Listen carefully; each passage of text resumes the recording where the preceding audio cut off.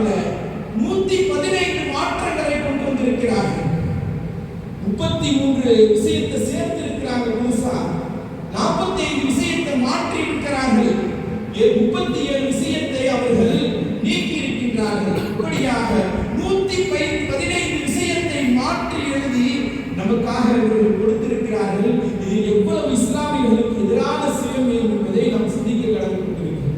இன்னொரு விஷயம், அதாவது இஸ்லாமிய ஷரியத்துடைய சட்டம் என்னன்னு சொன்னா, யார் எதற்காக வக்ஃப் செய்கிறார்களோ அதற்காக பயன்படுத்தப்பட வேண்டும். மதரசாவிற்காக வக்ஃப் செய்தால் மதரசாவாக பயன்படுத்தும், பள்ளிவாசலுக்காக வக்ஃப் செய்தால் பள்ளிவாசலாக பயன்படுத்தும். அதே போன்று செல்வத்தை பள்ளிவாசலுக்காக கொடுக்கிறாங்கன்னா பள்ளிவாசலுக்கு தான் செலவழிக்கணும், கட்டடத்துக்கு கொடுத்தா கட்டடத்துக்கு செலவழிக்கணும், கரண்டுக்காக ஒருத்தர் கொடுக்கின்றார்கள் கரண்டுக்காக தான் செலவழிக்கணும். இதுதான் ஷரியத் சட்டம்.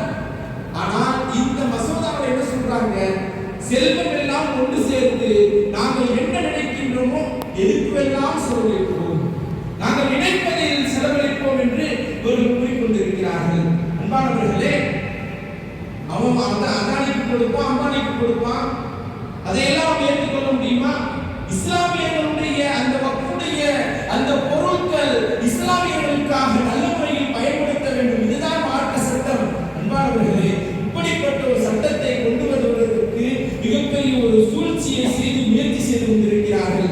இந்த நேரத்தில் நம்ம என்ன செய்ய வேண்டும் என்றால் 3 விஷயத்தை நம்ம செய்யணும்.